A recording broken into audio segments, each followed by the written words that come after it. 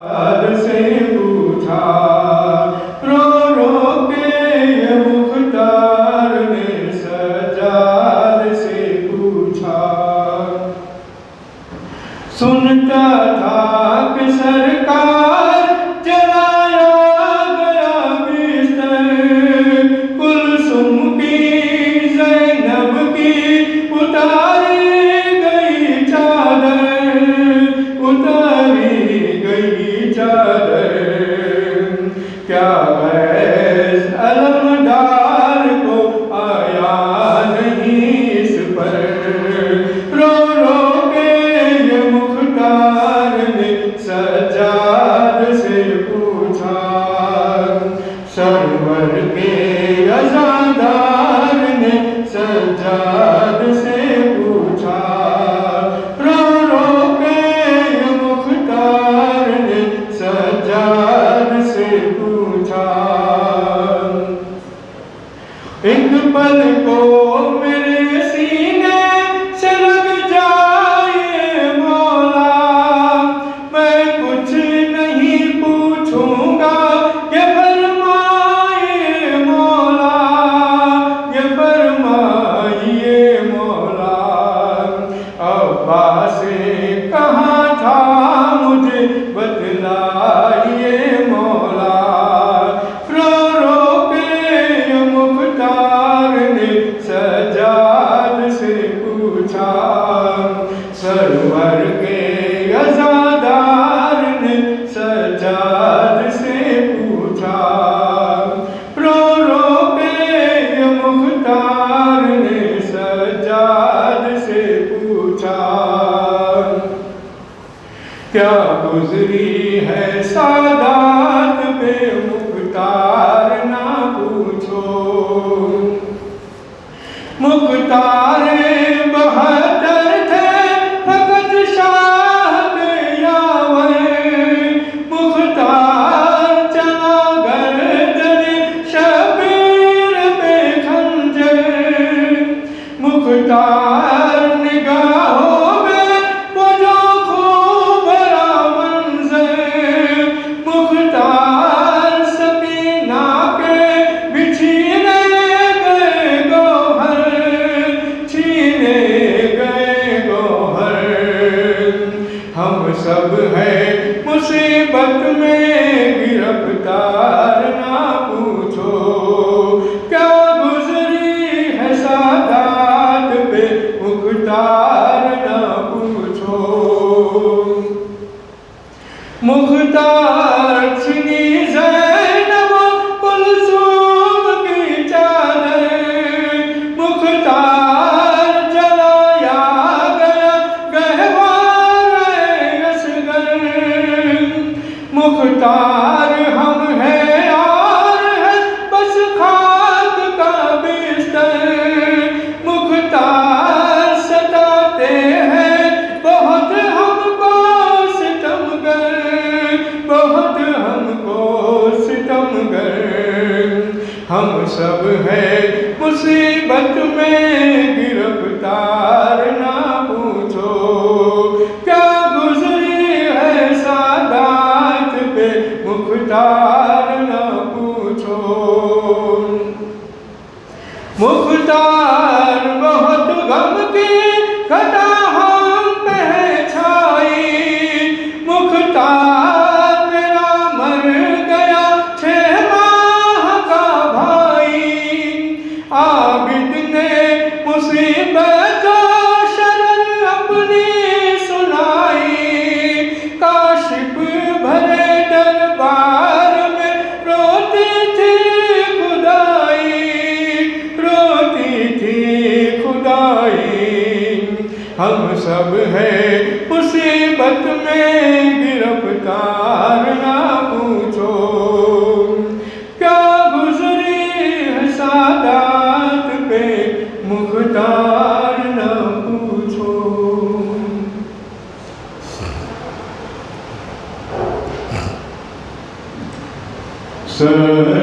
سجاد رو رہے ہیں اسیروں کے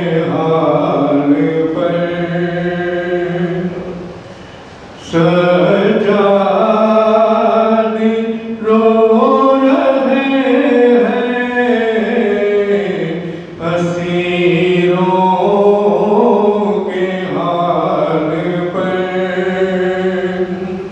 کرب و بلا میں آ کے میرا گھر اجڑ گیا. کیسا یہ وقت آ گیا زہرا کے لال پر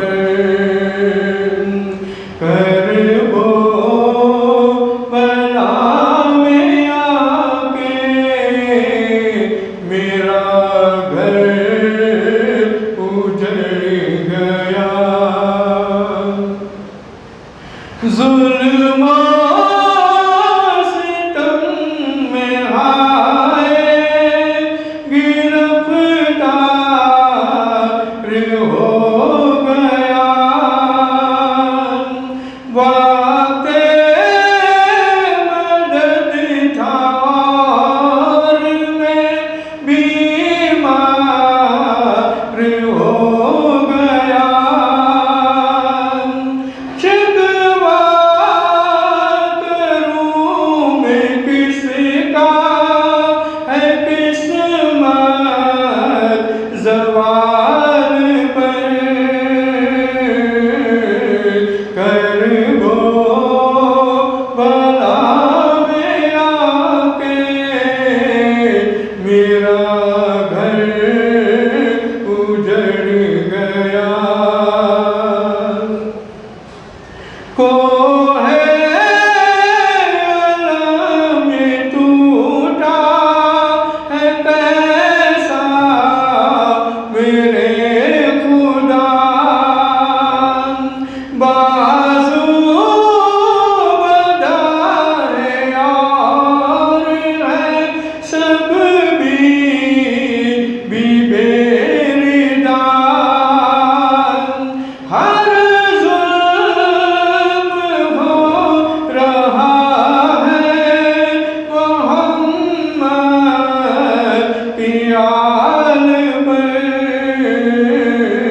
کرب و بلا میں آ کے میرا گھر اجڑ گیا.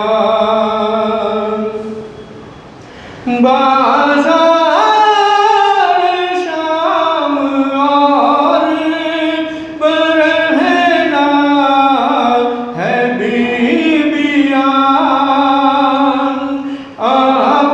عباس دیکھو میرے چچا جان ہو کہاں. کیا کیا ستم ہے آپ کی اہل و عیال پر کرب و بلا میں آ کے میرا گھر اجڑ گیا. صبر حسین دیکھ کے نبیوں نے یہ کہا. خنجر گلے پہ دیکھ نہ پائیں گے اے خدا. وقت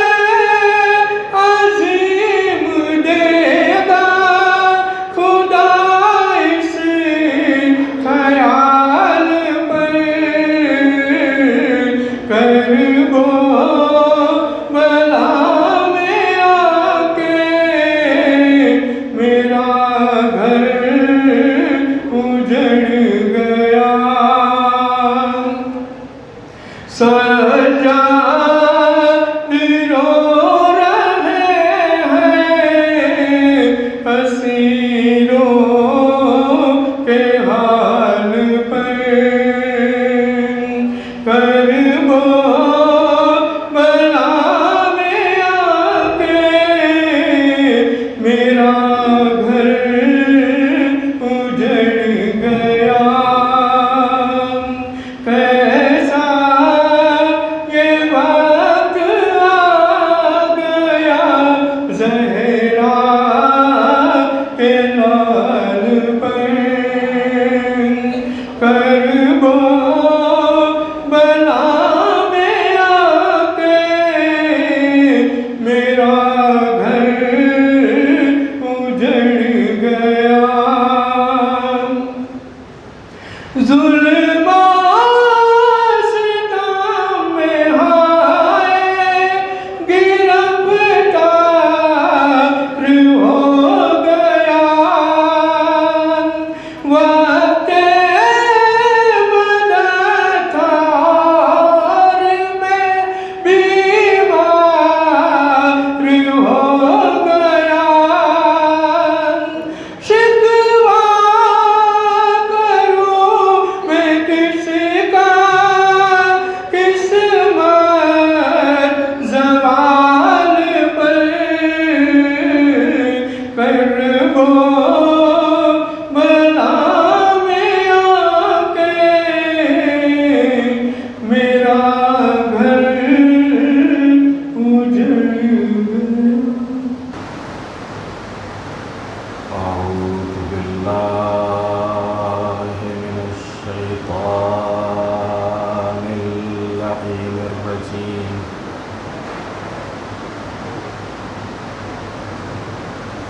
بسم الله الرحمن الرحيم الحمد لله رب العالمين الصلاة والسلام على رسوله الكريم سيدنا ونبينا وشفيع المذنبين أبي القاسم محمد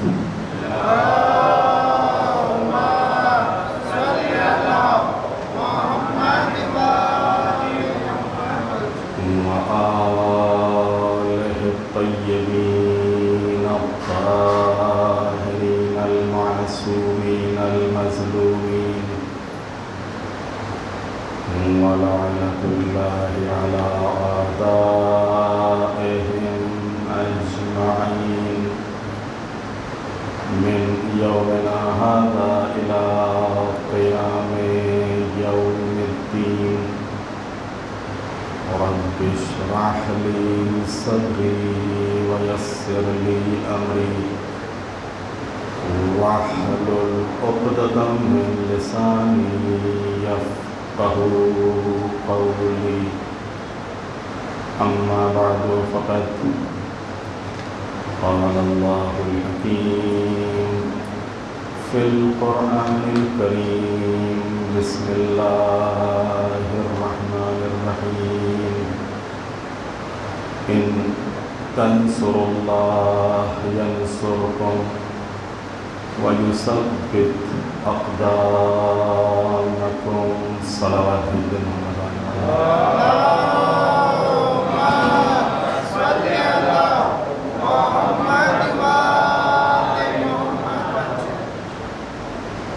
قرآن مجید جو کہ ایک بہترین راہنما بھی ہے اور بہترین راہبر بھی. قرآن مجید راستہ دکھانے والا بھی ہے اور مقصد اور منزل تک پہنچانے والا بھی.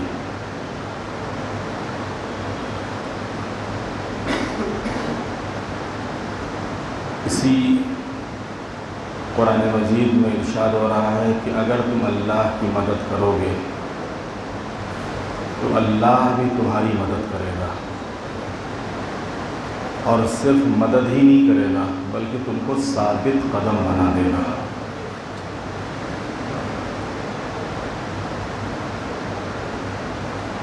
اگر آپ تاریخ عالم و عالمیت کے اوپر نظر کریں تو آپ کو اس پوری تاریخ میں، پورے اتہاس میں ایک طرف اللہ کا گروہ جسے قرآن نے حزب اللہ کے نام سے جانا ہے، جسے قرآن نے حزب اللہ کہا ہے، اور دوسری طرف شیطان کا گروہ کہ جسے طاغوت کے نام سے یاد کیا ہے۔ یہ مقابلہ شروع سے لے کے پیغمبر ختمی مرتبہ تک اور پیغمبر ختمی مرتبہ سے لے کے آج تک جاری ہے۔ ایک طرف الہی لشکر ہے، اللہ والے ہیں، اللہ پر یقین رکھنے والے ہیں، اللہ کے لیے اللہ کی خاطر کام کرنے والے ہیں۔ دوسری طرف شیطان کے پیروکار ہیں جن کی نظر دنیا، اقتدار، حکومت، قوت، طاقت اور اختیار پر ہے، اور پوری تاریخ میں اپنے پورے لاہ و لشکر کے ساتھ، پوری قوت اور توانائی کے ساتھ ہر دور میں اس شیطانی لشکر نے رحمانی لشکر کو دبانا اور مٹانا چاہا ہے اور ختم کرنا چاہا ہے، لیکن دوسری طرف وہ اللہ والے، وہ اللہ کے لیے اور اللہ کی خاطر کام کرنے والے، کیونکہ اللہ کا وعدہ ہے ان تنصروا اللہ ینصرکم، اگر تم اللہ کی مدد کرو گے تو اللہ تمہاری مدد کرے گا، اور صرف مدد ہی نہیں کرے گا بلکہ تم کو ثابت قدم بنا دے گا، تم میدان سے فرار نہیں کرو گے۔ ایک صلوات بھیجتے محمد والے محمد۔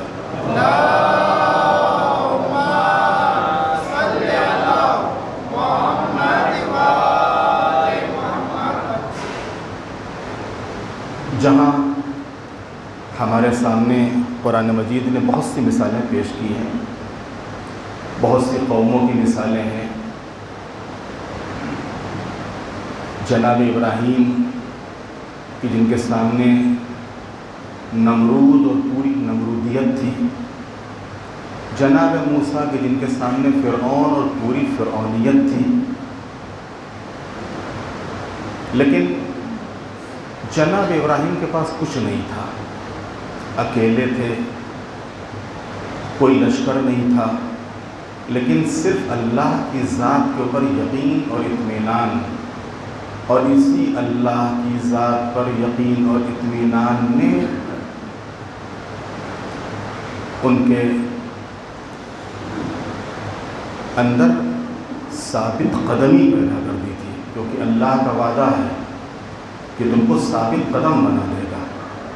اور جناب ابراہیم نمرود اور پوری نمرودیت کے سامنے ثابت قدم رہے، یہاں تک کہ نمرود اور نمرودیت نے اپنی شکست تسلیم کر لی، اپنی ہار مان لی، اور جناب ابراہیم سربلند رہے۔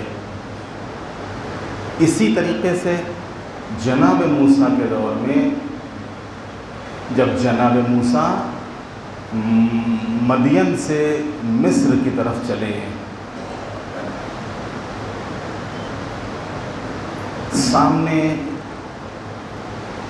فرعون ہے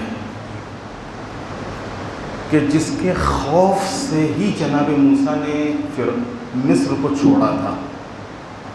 آج تقریباً 10 سال کے بعد اسی مصر میں واپس آ رہے ہیں، لیکن جب آج آ رہے ہیں تو ایک ذمہ داری کے ساتھ آ رہے ہیں، اور اللہ نے یہ ذمہ داری ان کو دی، اذهب الى فرعون انه طغى۔ موسیٰ فرعون کی طرف جاؤ، اس لیے کہ وہ باغی ہو گیا ہے، سرکش ہو گیا ہے۔ اس کا مطلب ہی یہ ہے، اس کا نتیجہ ہی یہ ہے کہ جب دنیا میں فرعون اور فرعونیت، بغاوت اور سرکشی پر آمادہ ہوتے ہیں تو اللہ ایسے ہی ہر دور میں کسی نہ کسی موسیٰ کو پیدا کر دیتا ہے، اس فرعون اور اس فرعونیت کو ڈبونے کے لیے، اس کا غرور ختم کرنے کے لیے۔ ایک صلوات بھیجتے محمد والے محمد۔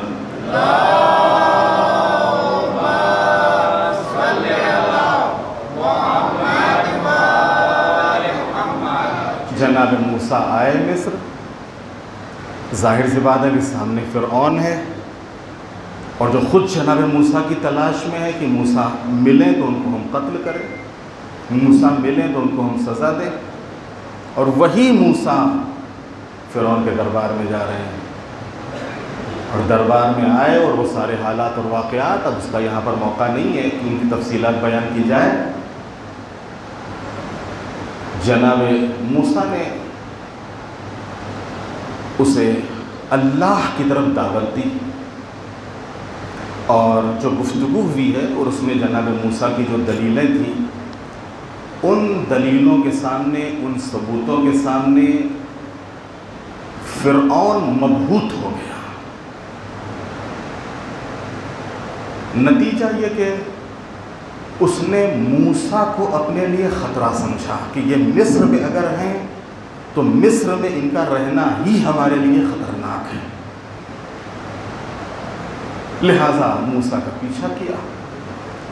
موسیٰ نے پوری قوم جو بنی اسرائیل تھے، جو دبے ہوئے تھے، جو کچلے ہوئے تھے، جن کے اوپر ظلم ہو رہا تھا، جن کو مزدور بنایا جاتا تھا، جن کو غلام بنایا جاتا تھا، اس پوری قوم کو جناب موسیٰ نے ساتھ لیا، اور جناب موسیٰ اس پوری قوم کو ساتھ لے کے نکلے۔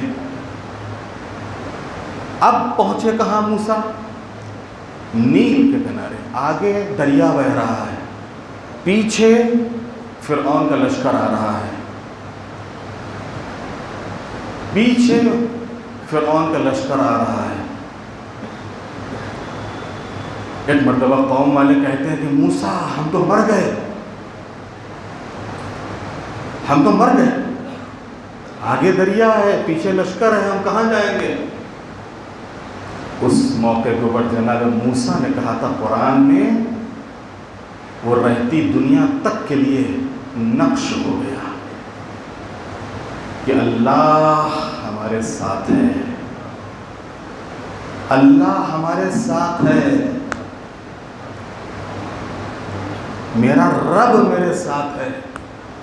اور یہی رب کے اوپر یقین اور رب کے اوپر اعتماد کہ جناب موسیٰ آگے بڑھے، دریا کے اوپر عصا مارا اور پوری قوم کو نیل پار کرا دیا، اور اب جو یہ فرعون کا لشکر اسی راستے پر چلا، ابھی آگے بڑھا ہی تھا کہ وہ موجیں جو ہٹی تھیں وہ پھر سمٹنے لگی، اور وہ موجیں پھر ایک ہونے لگیں، یہاں تک کہ فرعون کا لشکر ہی نہیں بلکہ خود فرعون ڈوبنے لگا،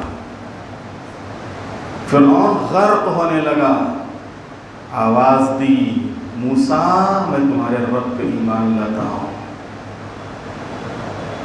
کہ بس وقت تو نکل چکا، میں تمہارے رب پہ ایمان لاتا ہوں۔ فرعون ڈوب رہا تھا، اور اللہ نے قیامت تک کے لیے اس کے جسم کو عبرت کے لیے باقی رکھا، عبرت کے لیے کہ یہ جو آج مصر میں یہ جو احرام مصر ہیں جس کو پیرامائڈ کہا جاتا ہے، اور وہاں کے اوپر یہ جو فرعون کا مجسمہ رکھا ہے، دنیا والے کیا اس کو بچائیں گے اور اس کو محفوظ رکھیں گے؟ یہ الہی وعدہ ہے کہ ہم قیامت تک کے لیے تم کو عبرت کا مقام بنا دیں گے، تاکہ لوگ دیکھیں کہ دیکھو اپنے دور کا جو مغرور اور گھمنڈی اور فرعون تھا، اس کا حشر کیا ہوا تھا۔ اس کا نتیجہ کیا ہوا تھا، اس کا انجام کیا ہوا تھا۔ اور جب ہمارے نبی حبیب خدا احمد مجتبیٰ حضرت محمد مصطفیٰ صلی اللہ علیہ وآلہ وسلم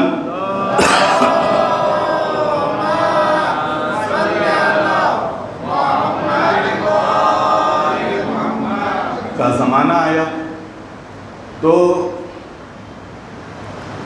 پیغمبر خطی مرتبت کو جب حکم ملا ہے یا ایھا المدثر قم فانذر، اے چادر میں لپٹے ہوئے رسول، کملی اوڑھے ہوئے رسول، نکلو، کھڑے ہو جاؤ، قیام کرو۔ اور جناب پیغمبر خطی مرتبت مکے کی گلیوں میں کون سا لشکر تھا پیغمبر کے ساتھ، کون سا اسلحہ تھا، کون سے اسباب تھے، کون سے ہتھیار تھے، لیکن ان تنصر اللہ ینصرکم ویثبت اقدامکم، اگر تم اللہ کی مدد کرو گے تو اللہ تمہاری بھی مدد کرے گا اور تم کو ثابت قدم بنا دے گا۔ پیغمبر خطی مرتبت جتنے سال مکے میں رہے، مکے میں جس طریقے کی زحمتوں کا سامنا تھا، مخالفتوں کا سامنا تھا، رکاوٹوں کا سامنا تھا، آپ نے سب کچھ برداشت کیا۔ اور جیسے جیسے ان کی طرف سے رکاوٹیں اور مخالفتیں بڑھتی جا رہی تھیں، پیغمبر خطی مرتبت کا پیغام اور عام ہوتا جا رہا تھا اور دائرہ اسلام اور بڑھتا جا رہا تھا، اور یہ الہی پیغام پیغمبر کے ذریعے سے اور بھی زیادہ عام ہوتا جا رہا تھا، یہاں تک کہ ان مکے والوں نے طے کر لیا کہ اس شمع رسالت کو ہمیشہ کے لیے خاموش کر دیا جائے۔ اور اسی ارادے سے یہ پیغمبر کے بیت الشرف کی طرف بڑھے، لیکن اللہ نے جو انتظام کیا، پیغمبر ابھی اسی وقت آپ مکہ چھوڑ دیں اور اپنے بستر پر اپنے بھائی علی کو سنا دیں۔ امیر المومنین بستر پیغمبر پر آرام فرما رہے ہیں اور پیغمبر خطی مرتبت مکے سے مدینے کی طرف ہجرت فرما گئے، جہاں مکے میں ان صنادید عرب کی مخالفتیں تھیں، ان سے مقابلہ تھا، ان کی مخالفتیں تھیں، وہیں مدینے میں آنے کے بعد یہ افراد جو ابھی چھوٹے چھوٹے سے گروہوں میں یا الگ الگ انداز سے پیغمبر کی مخالفت کر رہے تھے، یہی سارے افراد پورا لشکر لے کے مدینے آ گئے پیغمبر سے جنگ کرنے کے لیے، اور اسلام کی پہلی جنگ بدر۔ میں نے اس کا حوالہ بھی پرسوں کی مجلس میں آپ کی خدمت میں پیش کیا تھا۔ جنگ بدر میں کیا تھا؟ مسلمانوں کے پاس کچھ نہیں تھا، نہ حالات تھے، نہ اسباب تھے، نہ افراد تھے، لیکن اس کے باوجود جن کے پاس سب کچھ تھا وہ ہار گئے، اور جن کے پاس کچھ نہیں تھا وہ جیت گئے۔ اللہ تعالیٰ کے اوپر ایمان اور یقین کی بنیاد کے اوپر، یعنی ایک معیار قائم ہو گیا کہ اگر اللہ تعالیٰ کے اوپر ایمان اور یقین ہے تو یقین رکھو کہ کامیابی تمہارے ہی قدم چومے گی۔ ایک صلوات بھیج دے محمد والے محمد۔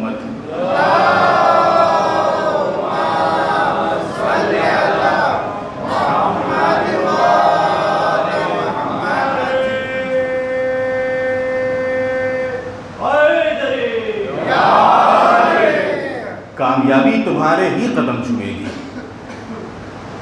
اس کے بعد جو مخالفتیں ہوئیں، جو جنگیں ہوئیں، پوری تاریخ کا وقت نہیں ہے بیان کرنے کا۔ اب ان جب کفار و مشرکین نے دیکھا کہ جنگ بدر اور اس کے بعد پھر احد، اور احد میں جو مسلمانوں کی دکھتی ہوئی رگ تھی اور جس طریقے کا مظاہرہ کیا مسلمانوں نے، اس سے دشمن نے ان کی کمزوری پکڑ لی، اور اسی کی بنیاد پر کفار کے حوصلے بلند ہو گئے کہ اب اگر ہم سب مل کے اگر ان کے اوپر حملہ کر دیں تو یہ ختم ہو جائیں گے، یہ مٹ جائیں گے۔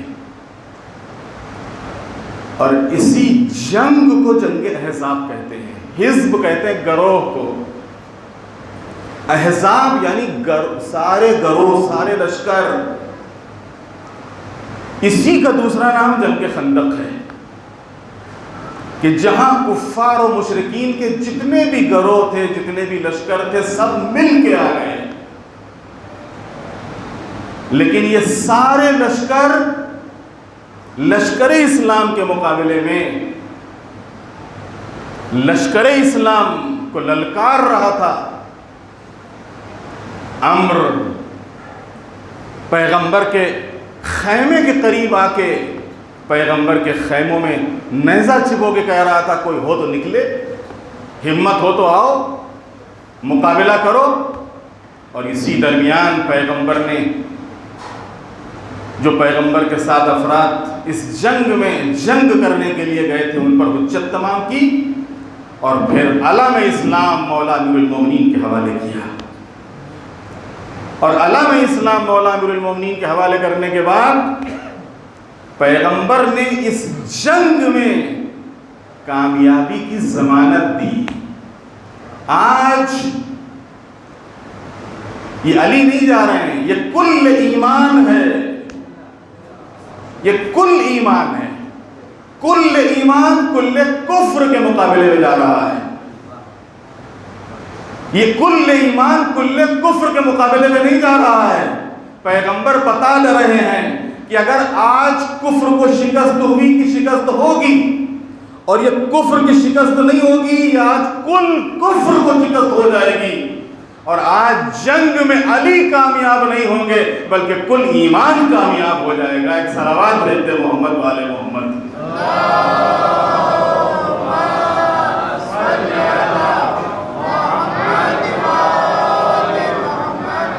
اور پھر دنیا نے وہ بھی دیکھا، تاریخ نے وہ بھی رقم کیا کہ جہاں سارے لشکر مل کے آ گئے تھے،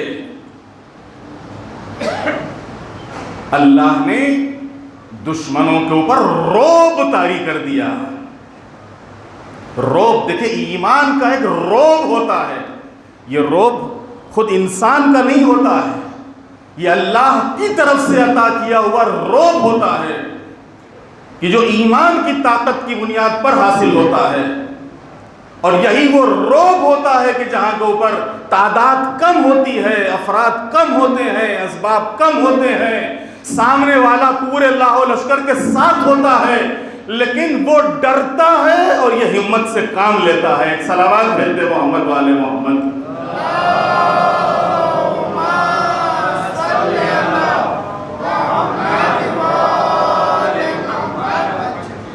وہ ڈرتا رہتا ہے اور یہ جو ہوتا ہے یہ ہمت سے کام لیتا ہے.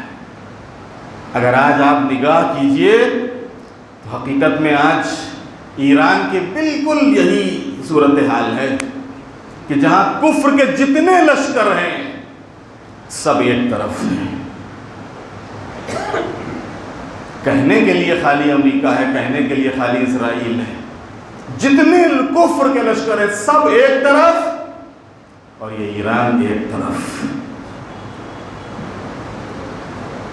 لیکن ظاہر سی بات ہے کہ ان کا جو راستہ ہے، ان تنصر اللہ ینصرکم، اگر تم نے اللہ کی نصرت کی تو اللہ بھی تمہاری مدد کرے گا.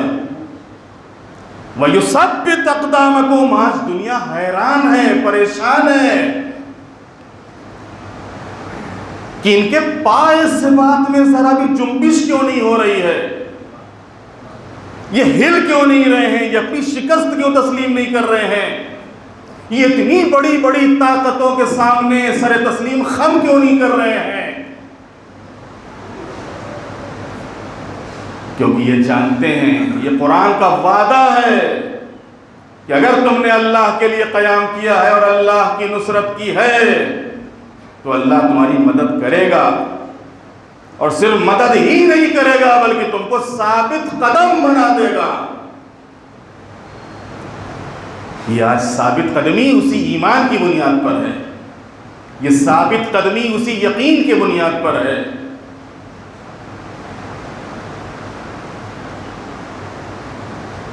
جنگ خندق کے بعد اور بہت سے معرکے ہیں کہ جن سے ہم بہت سی مثالیں اور بہت سے نمونے پیش کر سکتے. چنانچہ جب پیغمبر ختمی مرتبت کی رحلت ہوئی تو پیغمبر کی رحلت کے بعد بھی کچھ کم خطرے نہیں تھے. دشمن پہلے مرحلے میں کیا کرتا ہے؟ توجہ کیجیے گا. دشمن پہلے مرحلے میں زور آزمائی کرتا ہے، مخالفت کرتا ہے. پہلے مرحلے میں مخالفت کرتا ہے، زور آزمائی کرتا ہے، رکاوٹیں کھڑی کرتا ہے، مقابلہ کرتا ہے، جنگ تھوپتا ہے. اور جب ان تمام حربوں میں ناکام ہو جاتا ہے تو پھر کیا کرتا ہے؟ دوست کا لباس.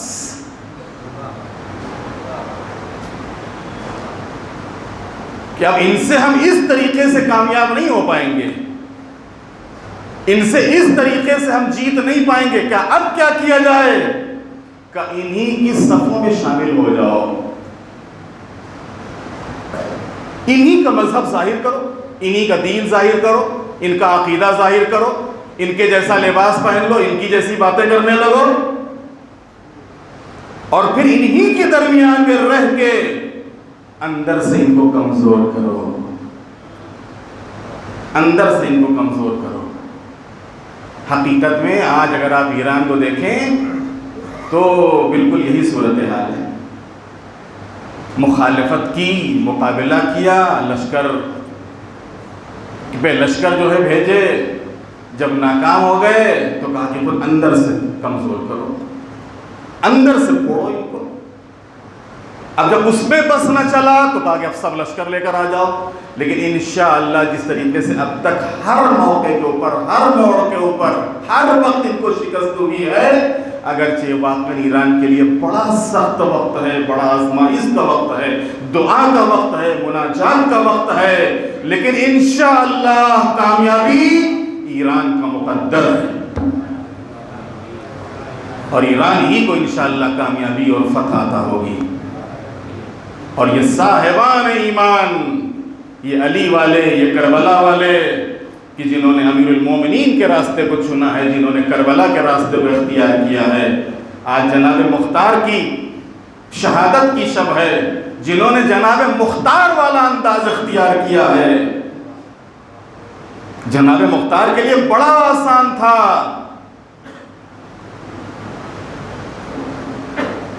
حقیقت میں عبداللہ ابن زبیر کے ہاتھ کے اوپر بیعت کر لینا اور اسی کے ساتھ بیٹھ جانا اور اسی کی حکومت میں رہ کے گورنر کے طور پر باقی رہنا اور آخر عمر تک کوفے پہ راج کرنا بڑا آسان تھا. وہ سامنے سے پیشکش کی تھی اس نے. لیکن یہ مختار ہے، مختار جناب مختار کا ضمیر ایک بیدار ضمیر تھا. جناب مختار کی رگوں میں ان کے باپ کا خون جوش مار رہا تھا. جناب مختار کے سر کے اوپر امیر المومنین کا ہاتھ تھا. جناب مختار کے اوپر امیر المومنین کا ہاتھ تھا. لہذا جناب مختار نے نہ تو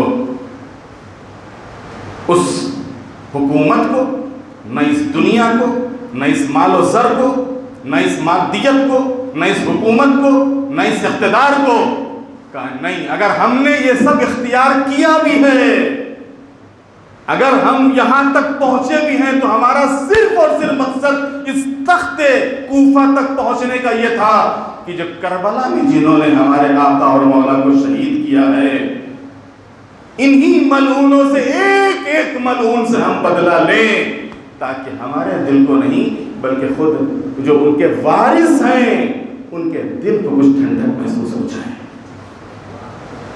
ان کو کچھ سکون ہو جائے، ان کو کچھ تسلی کا سامان ان کے لیے فراہم ہو جائے کہ جو اب تک سوگ میں ہیں ان کے گھر سے سوگ بڑھ جائے، ان کا سوگ اتر جائے. اور جناب مختار نے اسی وجہ سے قیام فرمایا تھا، ان تنصر اللہ ینصرکم ویثبت اقدامکم۔ میں نے عرض کیا کہ جو اللہ والے ہوتے ہیں وہ شہادت کو گلے لگاتے ہیں۔ شہادت ہمارے لیے عیب نہیں ہوتی ہے، شہادت حقیقت میں ہمارے لیے شرف ہوتی ہے۔ جناب مختار چاہتے تو اپنے کو حوالے کر دیتے، سامنے سے کہہ رہے تھے حوالے کر دو، کوئی بات نہیں، لیکن جناب مختار نے اپنے کو حوالے کرنا گوارا نہیں کیا، شہید ہونا گوارا کیا ہے کہ نہیں ہم مقابلہ کرتے کرتے شہید ہو جائیں گے لیکن اپنے کو تمہارے حوالے نہیں کریں گے۔ صلوات بھیجتے محمد والے محمد۔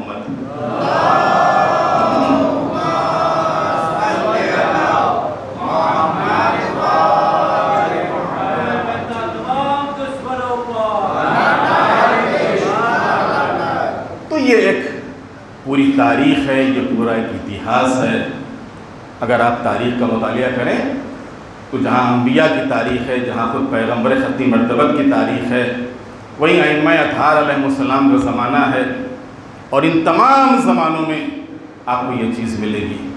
اور یہ آیت قرآن مجید کی ان تنصروا اللہ ینصرکم ویثبت اقدامکم، اگر تم اللہ کی نصرت کرو گے تو اللہ تمہاری مدد کرے گا اور تم کو ثابت قدم بنا دے گا۔ لاکھ خطرے ہو، لاکھ مخالفتیں ہو، لاکھ پروپیگنڈے ہوں، لیکن ایک دن تم ہی سر بلند رہو گے، اور ایک دن تم ہی سر بلند ہوگے۔ یہ الہی وعدہ ہے، یہ الہی وعدہ ہے۔ اور جب امیر المومنین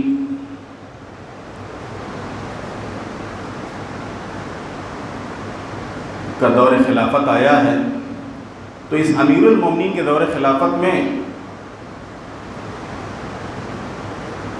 جو سب سے بڑا چیلنج تھا وہ حاکم شام کی حکومت تھی امیر المومنین کی اس حکومت کے لیے۔ لہذا امیر المومنین نے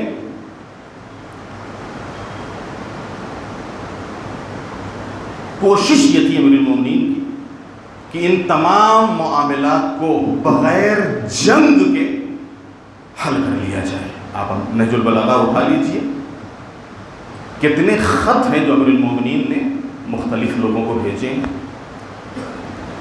اور امیر المومنین کے تخت خلافت پر بیٹھتے ہی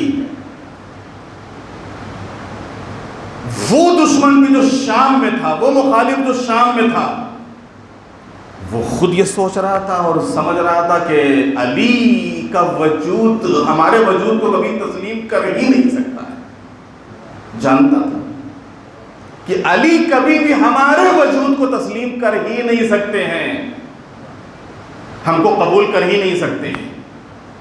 آج نہیں تو کل ہم کو یہ شام کا تخت، ہم کو اس شام کے تخت سے اترنا ہوگا اور اس تخت کو چھوڑنا ہوگا اور اس سے ہٹنا ہوگا۔ لہذا اس نے ایک سازش، ایک چال چلی، اور اسی چال کے نتیجے میں جو پہلی جنگ ہے اس دور خلافت امیر المومنین میں، جنگ جمل، اور یہ پوری جنگ لا کے مولا کے سامنے کھڑی کر دی۔ بڑا سخت مرحلہ ہے۔ ایک طرف امیر المومنین کی کوشش یہ ہے کہ کم سے کم خون بہے اور جہاں تک ہو سکے بات ہی سے بن جائے، بات ہی سے بات بن جائے، لیکن ظاہر سی بات ہے کہ جب سامنے والا سمجھنے کے لیے تیار ہی نہ ہو، قبول کرنے کے لیے تیار ہی نہ ہو، پھر اور کیا چاہ رہا ہے، اور وہی زیادتی کے اوپر اور جنگ کے اوپر آمادہ اور تیار ہو۔ نتیجہ کیا ہوا؟ نتیجہ یہ ہوا کہ جو مقابل کو شکست ہوئی اور امیر المومنین کو فتح ہوئی۔ لیکن اس موقع کے اوپر بھی امیر المومنین نے وہ ساری احتیاطیں، وہ ساری چیزیں، ورنہ اگر دنیاوی کوئی حاکم ہوتا تو نہیں معلوم کیا کیا اس جنگ میں کرتا۔ لیکن یہ علی ہے، علی۔ امیر المومنین نے ان قیدیوں کے ساتھ کیا سلوک کرنا چاہیے، اور جو اس پورے لشکر کی سربراہی کرنے والی اور اس لشکر کی قیادت کرنے والی ہے، ان کے ساتھ ہم کو کیا کرنا ہے، یہ صرف امیر المومنین کا کردار تھا، اور بڑا سخت مرحلہ تھا۔ اور امیر المومنین نے واقع رہتی دنیا تک، ورنہ نہیں معلوم تاریخ اسلام کہ جہاں دامن کے اوپر ترک اولا کا دھبا نہ ڈھونڈ سکی، تو نہیں معلوم اگر امیر المومنین نے کوئی اور انداز اختیار کیا ہوتا تو کیا کیا تاریخ نے لکھا ہوتا اور کیا کیا کہا ہوتا۔ جبکہ امیر المومنین نے ہمیشہ عدالت اور انصاف سے کام لیا، اس کے باوجود 70 سال تک اسی ملعون حاکم شام نے اس مملکت اسلامیہ کے اوپر قبضہ کرنے کے بعد امیر المومنین کے اوپر لعنتان کی ہے۔ اب ظاہر سی بات ہے، ایسے شخص کے اوپر اگر آج لعنت نہ کی جائے تو کیا کیا جائے؟ ایک صلوات بھیج دے محمد والے محمد۔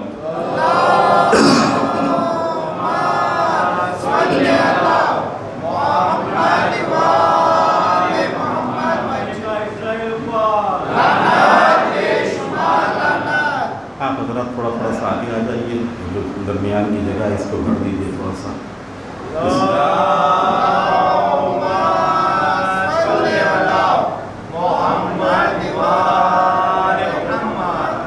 سب مل کر آواز بلند صلوات۔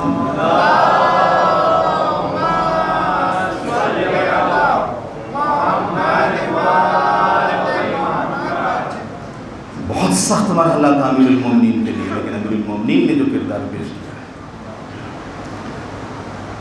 اور اسی جنگ صفین کے بعد، پھر اسی جنگ جمل کے بعد وہ پوری جنگ صفین ہے، اور اسی جنگ صفین میں امیر المومنین کے ساتھ ایک طبقہ وہ تھا کہ تھا تو علی کے لشکر میں، لیکن وہ یہی نہیں جانتا تھا کہ علی کون ہے۔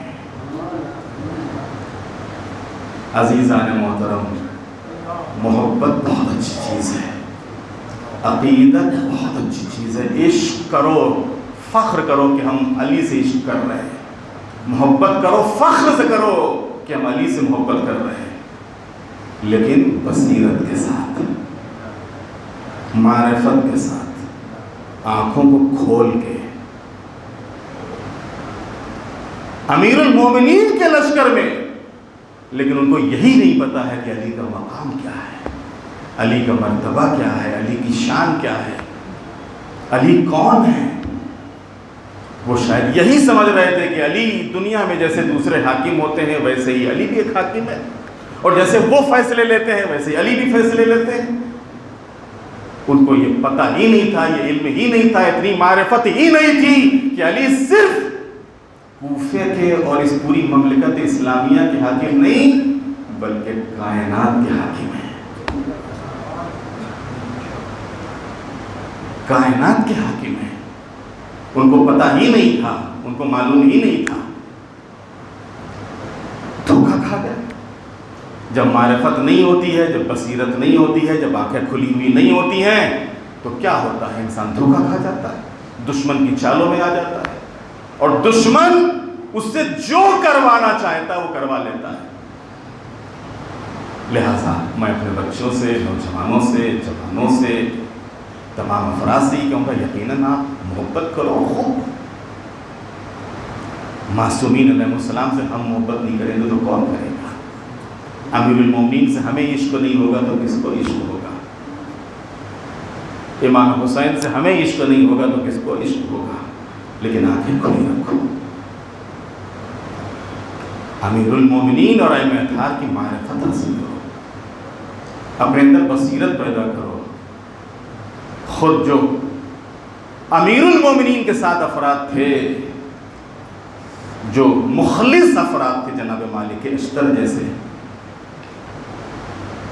جو امام حسن مجتبی علیہ السلام کے ساتھ افراد تھے، جناب سعید بن ابو عبیدہ ثقفی، جناب مختار کے چچا جیسے، جسے امام حسین کے ساتھ جیسے اصحاب تھے، کربلا میں جس کے اوپر خود امام حسین نے ناز کیا ہے کہ جیسے اصحاب مجھے ملے ایسے اصحاب نہ میرے نانا کو ملے، نہ میرے بابا کو ملے، نہ میرے بھیا کو ملے،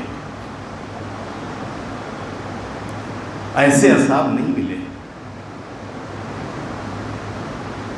لہٰذا یہ محبت بھی، یہ معرفت بھی بصیرت کے ساتھ ہو، معرفت کے ساتھ ہو، ان کے حق کی معرفت، ان کے مقام اور مرتبے اور شان اور منزلت کی معرفت، اور یہی معرفت ہے جو ہم کو ذمہ داری بتاتی ہے کہ ہماری ذمہ داری کیا ہے، ہماری جوابداری کیا ہے، کہاں پہ ہم کو کیا کرنا ہے، ہم کو کہاں پہ کیا بولنا ہے، اور کہاں پہ ہم کو خاموش رہنا ہے۔ معصومین علیہ السلام ہمارے لیے بہترین رہنما ہیں۔ ان سے بڑھ کے رہنما کون ہوگا؟ جن کو اللہ نے رہنما بنا کے بھیجا ہے، جن کو اللہ نے ہادی بنا کے بھیجا ہے۔ ان تنصروا اللہ ینصرکم ویثبت اقدامکم۔ اب جنہوں نے، ظاہر سی بات ہے کہ علی کی نصرت کس کی نصرت ہے؟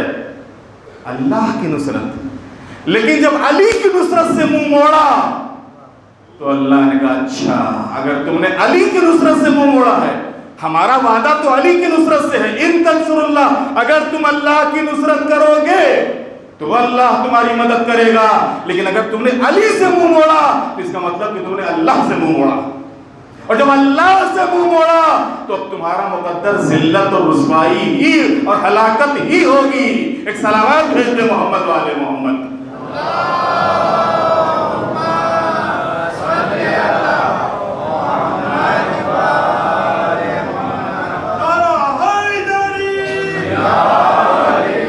جس کے نتیجے میں یہ خوارج نہ صرف ذلیل اور خوار اور مارے گئے اور قتل ہوئے، بلکہ آج تک سارے مسلمانوں کی زبان کے اوپر خارجی خارجی خارجی خارجی کا لفظ ہے۔ اور اب جب تاریخ آگے بڑھی اور امام حسن کا وہ زمانہ اور امام حسن کا وہ دور کہ جو واقعاً بڑا سخت اور بڑا آزمائش والا دور تھا، اور اصحاب کا ساتھ ہونا اور اصحاب کا ثابت قدم رہنا یہ بہت بڑی بات ہے۔ اگر اصحاب ثابت قدم رہتے اور اصحاب ساتھ دیتے تو کیا جو صورت مدائن میں پیش آئی یہ ہوتی؟ نہ ہوتی، نہ ہوتی یہ صورت۔ اور کیا امام حسن نے جن مصلحتوں کے تحت اس صلح نامے کو قبول کیا تھا، کیا امام حسن قبول کرتے؟ امام حسن جنگ کے لیے نکلے تھے۔ ہو سکتا ہے کہ کوئی بیچارے نوجوان یا بچے کے ذہن میں سوال ہو، پھر جیسے امام حسین نے شہادت دے دی، امام حسن نے شہادت کیوں نہیں دی مدائن میں؟ امام حسن بھی نکل پڑتے میدان میں اور جنگ کرتے اور شہید ہو جاتے۔ یقیناً معصوم کبھی بھی میدان جنگ میں جمنے سے اور شہید ہونے سے پیچھے نہیں ہٹتا، اور معصوم کی یہاں جو صفتیں ہوتی ہیں ان صفتوں میں سے ہم شیعوں نے جو ان صفتوں کو قبول کیا ہے، تسلیم کیا ہے، جو خود معصومین نے بیان کی ہیں، ان صفتوں میں سے ایک صفت شجاعت۔ لیکن معصوم کی نظر خود ماضی کے اوپر بھی ہوتی ہے اور مستقبل کے اوپر بھی ہوتی ہے، گزرے ہوئے زمانے کے اوپر بھی ہوتی ہے اور آنے والے حالات اور واقعات پر بھی ہوتی ہے، اور معصوم کی نظر اس چیز کے اوپر ہوتی ہے کہ یہ دین کیسے بچے گا، یہ شریعت کیسے بچے گی۔ اگر اس موقع پر یہ دین، یہ شریعت، یہ اسلام، یہ قرآن ہمارے جان دینے سے، ہمارے قربان ہونے سے، ہمارے شہید ہونے سے بچتا ہے، ہم شہید ہو جائیں گے۔ لیکن اگر یہ دین اس موقع کے اوپر یہ شریعت اس موقع کے اوپر ہمارے خاموش رہنے سے اور اس صلح نامے کو قبول کرنے سے بچتی ہے، تو اس موقع کے اوپر ہم خاموش رہیں گے اور اس صلح نامے کو قبول کریں گے۔ اور صلح نامہ بھی جو تھا، تو صلح نامے میں بھی جو شرطیں تھیں وہ حاکم شام کی طرف سے نہیں تھی، بلکہ خود امام حسن کی طرف سے تھی، امام حسن کی طرف سے تھی شرطیں، اور حاکم شام نے اس کو قبول کیا تھا۔ یہ اور بات ہے، اس مکاری کی بنیاد پر، اس عیاری کی بنیاد پر حاکم شام نے اسی مکاری اور عیاری کا سہارا لے کے مسجد کوفہ میں اس صلح نامے کو پارا پارا کر دیا، اور اس بات کے اوپر، اس صلح کے اوپر قائم نہ رہ سکا۔ اور پھر جب امام حسن کی شہادت کے بعد امام حسین کا زمانہ آیا اور امام حسین مدینے سے نکلے، کربلا تشریف لائے، جناب مختار جس وقت امام حسین مکے آئے ہیں مدینے سے اور کوفے والوں کو پتا چلا، تو کوفے میں جو خط لکھنے والے تھے، جو بلانے والے تھے، ان میں جناب مختار ثقفی سب سے آگے تھے۔ امام حسین کو دعوت دینے والوں میں، امام حسین کو بلانے والوں میں، امام حسین کو خط لکھنے والوں میں۔ اور جس وقت جناب مسلم ابن عقیل، جناب مختار کا یہی تو شرف ہے، اور جتنے بھی الزام جناب مختار کے اوپر لگائے جاتے ہیں، حقیقت میں یہی شرف ان سارے الزامات کو دھو دیتا ہے، ختم کر دیتا ہے، کہ جس کے اوپر امام حسین کو اعتبار، کون؟ یعنی جناب مسلم، کہ جس کے لیے خود امام حسین نے لکھا تھا کہ دیکھو میں اسے بھیج رہا ہوں جس کے اوپر مجھے پورا اعتبار اور پورا یقین اور پورا اطمینان ہے، اور اس مسلم کو اگر کسی کے اوپر یقین تھا تو مختار کے اوپر یقین تھا، مختار کے اوپر اعتبار تھا۔ اور کوفے میں پہنچنے کے بعد اگر کہیں پر امام جناب مسلم ابن عقیل نے قیام کیا ہے، تو جناب مختار کے گھر میں قیام کیا ہے، جناب مختار کے گھر میں رکے ہیں۔ اب پھر سوال ہوتا ہے کہ جس وقت جناب مسلم شہید ہوئے، پھر مختار کہاں تھے اور مختار کیوں نہیں آئے مقابلے کے لیے یا جناب مسلم کے دفاع میں؟ جناب مسلم ابن عقیل جس وقت کوفے پہنچے تو جناب مسلم مختار نے بہت شاندار استقبال کیا، اور کوفے کے حالات بالکل معمول کے مطابق تھے، جس کو کہتے ہیں ہمارے نارمل، اور وہ سارے افراد کی جنہوں نے امام حسین کو خط لکھا تھا، وہ سب جناب مسلم ابن عقیل کے ہاتھ پر امام حسین کی بیعت کر چکے تھے۔ جناب مختار پورے طریقے سے مطمئن ہو چکے تھے، اور اب جناب مختار جناب مسلم ابن عقیل کے لیے امام حسین جناب مسلم کی طرف سے امام حسین کی بیعت لینے کے لیے قریب کے جو بستیاں تھیں، ان قریب کی بستیوں میں ان بستی والوں کو دعوت دینے کے لیے، اور امام حسین کی نصرت اور مدد اور امام حسین کے استقبال کے لیے ان کو آگاہ کرنے، خبردار کرنے اور ان سے بیعت لینے کے لیے آپ ان بستیوں میں گئے ہوئے تھے جو کوفے کے اطراف میں تھی۔ اسی درمیان ابن زیاد ملعون کوفے میں داخل ہو گیا، اور کوفے میں داخل ہونے کے بعد اس نے کوفے کے جتنے بھی راستے تھے ان کو بند کر دیا، ہر گھر کے پر، ہر دروازے کے اوپر پہرا لگا دیا، جس کے نتیجے میں جناب ہانی شہید کر دیے گئے۔ جو اور سچے اور مخلص شیعہ تھے ان کو قید کر لیا گیا یا شہید کر دیا گیا یا خانہ نشین کر دیا گیا، اور جناب مختار اس موقع کے اوپر کوفے سے باہر، یہاں تک کہ جب جناب مسلم ابن عقیل کی شہادت ہوئی تو شہادت کے بعد جناب مختار کو گرفتار کیا گیا، اور جناب مختار قید خانے میں رہے۔ پھر ایک پوری تاریخ ہے کہ قید خانے سے آپ آزاد ہوئے اور قید خانے سے آزاد ہو کے مکے تشریف لے گئے، عبداللہ ابن زبیر سے ملاقات ہوئی، اور پھر وہاں کے اوپر بات ہوئی، اور پھر وہاں سے پھر آپ کوفے تشریف لائے۔ کوفے میں آنے کے بعد جو اشراف تھے، اشراف یعنی جو بڑے بڑے خاندان اور قبیلے تھے، ان کے جو سردار تھے ان کو سب کو بلایا۔ ان کو بلانے کے بعد آپ نے ان کے ساتھ مشورہ کیا، اور پھر قیام کی بات کی، لیکن ان لوگوں کو اعتبار نہیں تھا کہ قیام بغیر امام کی اجازت کے نہیں، جس کے نتیجے میں پھر جناب مختار کو مدینے تشریف لائے۔ مدینے میں آنے کے بعد جناب محمد حنفیہ سے ملاقات کی۔ جناب محمد حنفیہ سے ملاقات کرنے کے بعد کیوں کی؟ اگر آپ بغیر کسی واسطے کے ڈائریکٹ چوتھے امام کے پاس جاتے تو حالات اتنے سخت تھے کہ خود چوتھے امام کے لیے خطرہ ہو جاتا اور چوتھے امام کو شہید کر دیا جاتا۔ لہذا جناب مختار ڈائریکٹ جناب چوتھے امام کے پاس نہیں گئے، بلکہ جناب محمد حنفیہ کے پاس گئے، اور جناب محمد حنفیہ کے ذریعے سے چوتھے امام کی رضا اور خوشنودی آپ نے حاصل کی، اور پھر یہی رضا اور خوشنودی حاصل کر کے جناب محمد حنفیہ کا پورا خط لے کے جناب مختار کوفے آئے، جس کی بنیاد پر ایک الزام یہ بھی لگا کہ وہ چوتھے امام کو نہیں محمد حنفیہ کو اپنا امام مانتے تھے۔ یہ بھی جناب مختار کے اوپر ایک الزام لگا، جبکہ امام وہ چوتھے امام ہی کو مانتے تھے، اور جناب محمد حنفیہ درمیان میں ایک ذریعہ تھے چوتھے امام تک پہنچنے کا، اور ان مصلحتوں کی بنیاد پر کہ جو جناب مختار سمجھ رہے تھے۔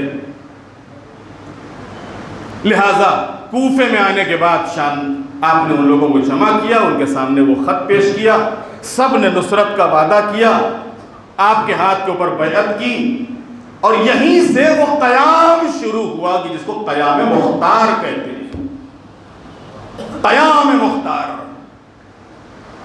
جناب مختار، ایک الزام یہ بھی کہ انہوں نے حکومت کے لیے یہ سب کچھ کیا تھا۔ اگر حکومت کے لیے کیا ہوتا تو حکومت کرنا تو بڑا آسان تھا۔ میں نے عرض کیا ابتدائی کلام میں، جناب مختار چاہتے تو پوری زندگی اسی تخت کوفہ کے اوپر بیٹھ کر جو بھی حاکم ہوتا اس کے ہاتھ پہ بیعت کر کے اس کی طرف سے گورنر بن کے پوری زندگی کوفے میں گورنر کے طریقے سے رہ سکتے تھے، لیکن جناب مختار نے اس گورنری کو تسلیم نہیں کیا، اس تخت کو قبول نہیں کیا، اس تاج کو قبول نہیں کیا، اس اقتدار کو قبول نہیں کیا، بلکہ اس اقتدار تک پہنچنے کے لیے جناب مختار کیوں بے قرار تھے اور یہ قیام کیوں کیا، یہ جناب مختار بھی جانتے تھے، اور وہ اشراف، وہ قبیلے اور خاندانوں کے سردار کی جنہوں نے جناب مختار کو قبول کیا تھا وہ بھی جانتے تھے، اور انہوں نے اسی شرط کے اوپر جناب مختار کے ہاتھ پہ ہاتھ رکھا تھا کہ ہماری شرط یہی ہے کہ تم امام حسین کے قاتلوں سے بدلہ لو۔ مختار نے کہا ہمارا یہی تو مقصد ہے، ہمارا مقصد تخت نہیں ہے، تاج نہیں ہے، حکومت نہیں ہے، ہمارا مقصد ہی ہے کہ اس کے ذریعے سے ہم اپنے آقا اور مولا کہ جنہوں نے ہمارے آقا کے اوپر پانی بند کیا، جنہوں نے ان کو بھوکا رکھا، پیاسا رکھا، جنہوں نے ان کو قتل کیا، جنہوں نے ان کے بچوں اور ان کے گھر والوں کو اسیر کیا، ان کو ان کے کیفر کردار تک پہنچائیں۔ اور جناب مختار نے واقعاً حق ادا کر دیا، اور اس سے بڑھ کے جناب مختار کے لیے شرف کیا ہوگا کہ چوتھے امام نے جناب مختار کو دعا دی ہے، پانچویں امام نے جناب مختار کو دعا دی ہے، چھٹے امام نے جناب مختار کو دعا دی ہے، مختار تمہاری وجہ سے ہمارے لبوں کے اوپر مسکراہٹ آ گئی، تمہاری وجہ سے ہمارے گھروں میں جو اب تک چولہا نہیں جل رہا تھا چولہا روشن ہوا، تمہاری وجہ سے ہم نے اپنا سور بڑھایا۔ جناب مختار عزیزو، جناب مختار کے لیے بڑا سخت مرحلہ ہوتا تھا کہ جب ان ملعونوں کو لایا جاتا تھا، ان ملعونوں کو لایا جاتا تھا، یہ مرحلہ جناب مختار کے لیے بڑا سخت ہوتا تھا، کیونکہ جناب مختار تخت پہ بیٹھے ہوتے تھے اور یہ ملعون ایک ایک کر کے آتے تھے، اور جناب مختار سوال کرتے تھے کہ تو نے کربلا میں کیا کیا تھا، اور پھر وہ اپنی زبان سے وہ بیان کرتا تھا کہ جو کچھ کربلا میں کیا تھا، ہم نے 2 محرم کو یہ کیا تھا، ہم نے 3 محرم کو جب ہم پہنچے تو ہم نے یہ کیا تھا، ہم ان پہرہ داروں میں تھے کہ جو فرات پہ لگائے گئے تھے، ہم ان افراد میں تھے کہ جنہوں نے شب عاشور ان بیویوں اور ان بچوں کو ہراساں کیا تھا، خوفزدہ کیا تھا، ایک ایک کر کے جناب مختار کے سامنے لایا جاتا تھا۔ ملعون تو نے کیا کیا تھا کربلا کے میدان میں؟ مختار ہم نے کیا کیا تھا؟ جس وقت حسین وقت ظہر نماز ادا کر رہے تھے تو ان تیر چلانے والوں میں ہم بھی تھے، ان تیر چلانے والوں میں ہم بھی تھے۔ جناب مختار سنتے تھے، زار و پتار گریا کرتے تھے، اور پھر جناب مختار حکم دیتے تھے کہ اس کے اوپر ایسے ہی تیر چلائے جائیں، اور پھر تیر چلائے جاتے تھے اور ملعون واصل جہنم ہوتا تھا۔ ملعون تو نے کربلا میں کیا کیا تھا؟ مختار جس وقت حسین کے بھانجے اور محمد آئے ہیں تو ہم ہی وہ ہیں کہ جنہوں نے اور محمد کو اور محمد سے جنگ کرتے کرتے اور محمد کو زخمی کیا تھا، اور محمد گھوڑوں سے گرے تھے اور محمد کے سر قلم کیے تھے۔ آپ حکم دے دے ملعونوں کو لے جاؤ اور اسی طریقے سے اذیت اور تکلیف دے کے ان ملعونوں کے سر قلم کرو۔ پھر جناب مختار بلاتے تھے، او ملعون تو نے کربلا میں کیا کیا تھا؟ مختار نہیں سن سکو گے۔ کربلا کے میدان میں جب حسین کا 13 سال کا یتیم بھتیجا آیا ہے اور یہ بھتیجا گھوڑے سے گرا ہے تو زندگی میں اس کی لاش کو پامال کرنے والوں میں ہم بھی تھے، اور جب بھی کوئی ٹاپ سینے قاسم پر پڑتی تھی قاسم آواز دیتے تھے، یا اماں ودرکنی، چچا میری مدد کو آؤ۔ امام آواز دیتے تھے، جاؤ اس ملعون کو لے کے اس کی بھی لاش کو ایسے ہی پامال کرو۔ ملعون تم نے کربلا میں کیا کیا تھا؟ مختار جب کربلا کے میدان میں حسین کا جوان علی اکبر آیا ہے، کوئی اس کے سامنے ٹک نہیں پا رہا تھا، یہاں تک کہ جو بھی سامنے آتا تھا مارا جاتا تھا۔ ایک موقع وہ آیا ہے لیکن جب سمجھ میں نہیں آ رہا تھا کیسے اس کو زیر کیا جائے، مختار ہم ہی وہ ہیں جس نے چھپ کے علی اکبر کے سینے کے اوپر وہ نیزہ مارا تھا کہ جس نیزے کو برداشت نہ کر کے علی اکبر گھوڑے سے زمین پہ آ گئے تھے۔ جناب مختار سنتے تھے، زار و پتار گریا فرماتے تھے، واہ حسینہ واہ مظلومہ واہ غربتہ کی صدا بلند کرتے تھے، یہاں تک کہ کہتے ہیں کہ مرتبہ ہرملہ بلایا گیا۔ عزاداروں سن سکتے ہو تو سن لینا، بڑے قیامت کے مصائب ہیں۔ جس وقت اس ملعون کو لایا گیا ہے ہرملہ کو، جناب مختار تخت کے اوپر بیٹھے ہوئے ہیں، ملعون تم نے کربلا میں کیا کیا تھا؟ یہ ملعون کہتا ہے کہ مختار سن نہ سکو گے، کہا نہیں بتاؤ تم نے کربلا میں کیا کیا تھا؟ کہا مختار ہمارے ترکش میں تیر تو بہت تھے، ہمارے ترکش میں تیر تو بہت تھے، لیکن 3 تیر ایسے تھے جو 6 شعبہ تھے، جو 3 شعبوں والے تھے، 3 نوکوں والے تھے، اور یہ تینوں تیر اپنے نشانے پہ لگے ہیں۔ کہ ملعون تو نے پہلا تیر کہاں چلایا؟ کہ مختار اگر سن سکتے ہو تو سن لو، جب عباس فرات پر آئے ہیں اور مشکیزے میں پانی بھرا ہے، اور پانی بھر کے عباس فرات سے خیمے کی طرف جا رہے تھے، شانے قلم ہو چکے تھے، مشکیزے کے اوپر اپنے سینے کو رکھے ہوئے تھے، اس کے باوجود کسی کی ہمت نہیں پڑ رہی تھی کہ وہ عباس کے قریب جائے۔ میں چاروں طرف دیکھ رہا تھا، مجھے کوئی جگہ نظر نہیں آ رہی تھی، میں نے ایک جگہ دیکھی کہ جہاں پر خالی تھی، میں نے اسی جگہ پہ نشانہ لیا، اور اب جو نشانہ لیا تو میرا تیر مشک سکینہ پہ لگا۔ سکینہ کے مشکیزے پر تیر کا لگنا تھا کہ کہ ایک مرتبہ پانی بہنا شروع ہوا، عباس کی آنکھ ٹوٹ گئی، عباس نے پھر گھوڑے کو خیمے کی طرف، بختر کی طرف موڑ دیا۔ جناب مختار اور جو بھی اصحاب تھے، واہ حسینہ، واہ مظلومہ، واہ غربتہ، تھوڑا سا گریا تھما، گریا کم ہوا۔ جناب مختار کہتے ہیں معلوم تو نے دوسرا تیر کہاں چلایا؟ کہا مختار یہ تو اس سے بھی زیادہ سخت تھا، اگر سن سکتے ہو تو سن لو، اگر نہ سنو تو زیادہ بہتر ہے۔ کہا نہیں، بیان کرنا ہوگا تجھے کہ تم نے دوسرا تیر کہاں چلایا ہے۔ کہا اگر مختار بہت زیادہ ضد کر رہے ہو تو سن لو کہ جس وقت حسین اپنے 6 مہینے کے بچے کو لے کر آئے ہیں،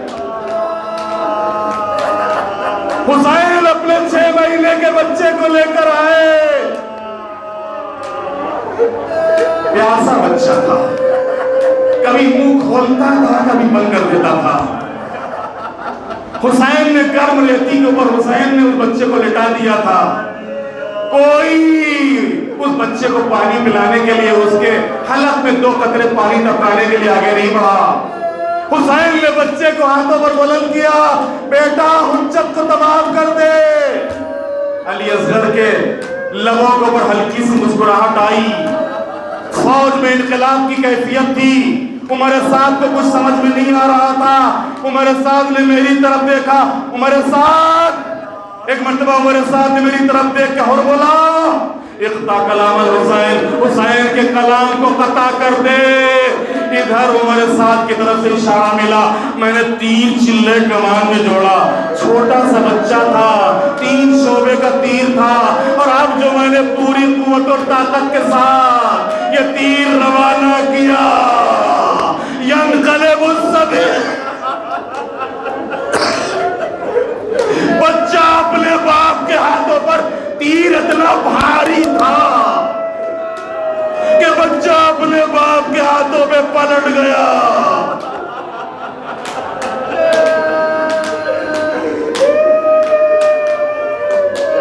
ایک مرتبہ شور گریہ بلند ہوا، واہ حسینہ، واہ مظلومہ، واہ غربتہ۔ اب جب ذرا سا گریہ تھما اور کم ہوا تو مولانا مختار کہتا معلوم تیسرا تیر تو نے کہاں چلایا؟ کہا وہ تو اس سے بھی قیامت نہیں سن سکو گے مختار۔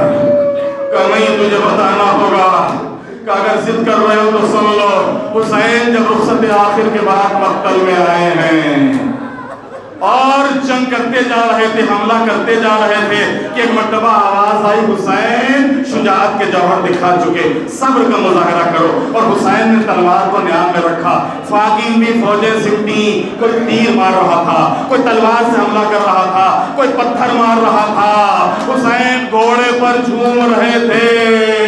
یہی وہ موقع تھا کہ جب میں نے ایک مرتبہ تیر ترکش میں جوڑا، کمان میں تیر کو جوڑا، اور ایک مرتبہ حسین کی طرف پوری قوت اور طاقت کے ساتھ روانہ کیا۔ اب یہ جو تیر حسین کی پیشانی پر لگا، حسین کی پیشانی پر لگا، حسین گھوڑے سے زمین پر آئے، ایک ماں نے دامن پھیلا دیا، گھوڑے نے اپنے قدموں کو پھیلایا، شمر ملون آگے بڑھا، اب تو خنجر چلا، فضا میں آواز سنی، الا قتل حسین بکربلا، الا ذبح الحسین۔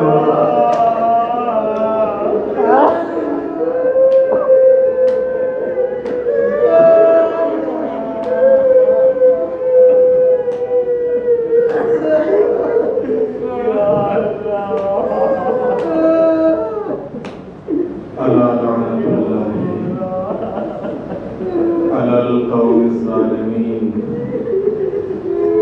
سيعلم الذين ظلموا أيّا منقلب ينقلبون۔ کربلا والوں کا ذکر بہترین وسیلہ ہے، بہترین ذریعہ ہے، وقت دعا ہے۔ اس وقت جس طریقے کے حالات ہیں، اس امریکہ اور اسرائیل کی بمباری کے نتیجے میں 800 افراد اب تک ایران میں شہید ہو چکے ہیں۔ تہران میں، قم میں، اصفہان میں، کرج میں، الگ الگ مقامات پر مختلف حملے ہوئے۔ دنیا کے اس وقت عجیب حالات ہیں، پورا کفر اور پورا شرک اور پورا نفاق ایک ہو کے علی والے کے مقابلے میں آ گیا، اور ایک اکیلا علی والا ان سب سے مقابلہ کر رہا ہے، ان سب سے مقابلہ کر رہا ہے۔ لہذا یہ دعا کا وقت ہے، یہ مناجات کا وقت ہے۔ اپنے ہاتھوں کو بلند کریں اور 5 مرتبہ ہمارے ساتھ اما یجیب کی تلاوت فرمائیں۔ بسم اللہ الرحمن الرحیم، اما یجیب المضطر اذا دعاہ ویکشف السوء، اما یجیب المضطر اذا دعاہ ویکشف السوء، اما یجیب المضطر اذا دعاہ ویکشف السوء، اما یجیب المضطر اذا دعاہ ویکشف السوء، اما یجیب المضطر اذا دعاہ ویکشف السوء، بحق الزہراء وابیہا وبعلہا وبنیہا بار الہا۔ ان حالات میں انقلاب اسلامی ایران کی حفاظت فرما۔ معبود عراق، ایران، لبنان، یمن، جہاں جہاں بھی آج ظلم اور ظالموں کے خلاف یہ قیام کرنے والے، یہ آواز اٹھانے والے، ان سے مقابلہ کرنے والے میدان میں ہیں، معبود ان سب کی نصرت، مدد اور حفاظت فرما۔ بار الہ دنیا سے ظلم اور ظالموں کا خاتمہ فرما۔ اس امریکہ اور اسرائیل کو ذلیل و خوار فرما، ان کو ان کے ارادوں میں ناکام فرما، پرچم اسلام کو سربلند فرما، پرچم کفر و نفاق کو سرنگو فرما۔ معبود اس موقع پر تیری آخری حجت سے فریاد ہے، معبود اپنی آخری حجت اور ہمارے امام کے ظہور میں تعجیل فرما۔ مولا کی عنایتیں اور مولا کی دعائیں اپنے ان صاحبان ایمان بندوں کے شامل حال فرما۔ بار الہ ہمارے کردار سے، ہماری رفتار و گفتار سے ہمارے امام کے قلب کو راضی اور خوشنود فرما۔ ہم سب کی تمام دینی اور دنیاوی حاجتوں کو پورا فرما۔ وتقبل منا انك انت السميع العليم۔ اللهم صل على محمد وآل محمد۔ بسم الله الرحمن الرحيم۔ اللهم رب شهر رمضان الذي أنزلت فيه القرآن وافترضت على عبادك فيه الصيام، صل على محمد وآل محمد وارزقني حج بيتك الحرام في عامي هذا وفي كل عام، واغفر لي تلك الذنوب العظام فإنه لا يغفرها غيرك يا رحمن يا الله۔ اللهم صل على محمد وآل محمد۔ بسم الله الرحمن الرحيم۔ اللهم برحمتك في الصالحين فادخلنا وفي عليين فارفعنا وبقاسم من وعين من عين سلسبيل فاسقنا ومن الحور العين برحمتك فزوجنا ومن البلدان المخلدين كأنهم لؤلؤ مكنون فاخرجنا ومن ثمار الجنة والحوم الطير فعاتنا ومن ثياب السندس والحرير والاستبرق فالبسنا وليلة القدر وحج بيتك الحرام وقتلا في سبيلك فوفق لنا وصالح الدعاء والمسألة فاستجب لنا وإذا جمعت الأولين والآخرين يوم القيامة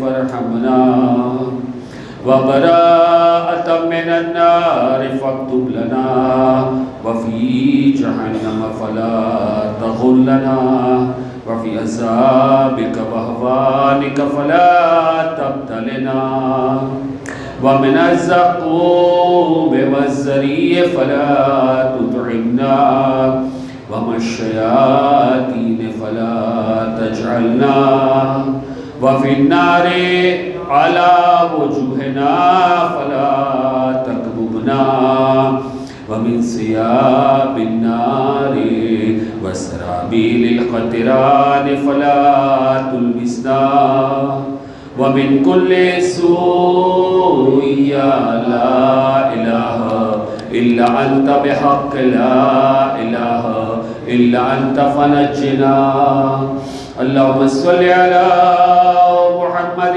وآل محمد ماہ مبارک رمضان ماہ پڑھوانی 14 رات میں دعا بسم اللہ الرحمن الرحیم یا ولی الاولیاء وجبار الجبابرة ویا الہ الاولین انت خلقتنی ولم اک شیئا وانت امرتنی بالطاعة وأطعت سيدي بقدر جهدي فإن كنت توانيت أو أخطأت أو نسيت وتفضل علي سيدي ولا تقطع رجائي فامنن علي بالرحمة واجمع بيني وبين نبي الرحمة محمد بن عبد الله صلى الله عليه وآله واغفر لي إنك أنت التواب الرحيم اللهم صل على محمد وآل محمد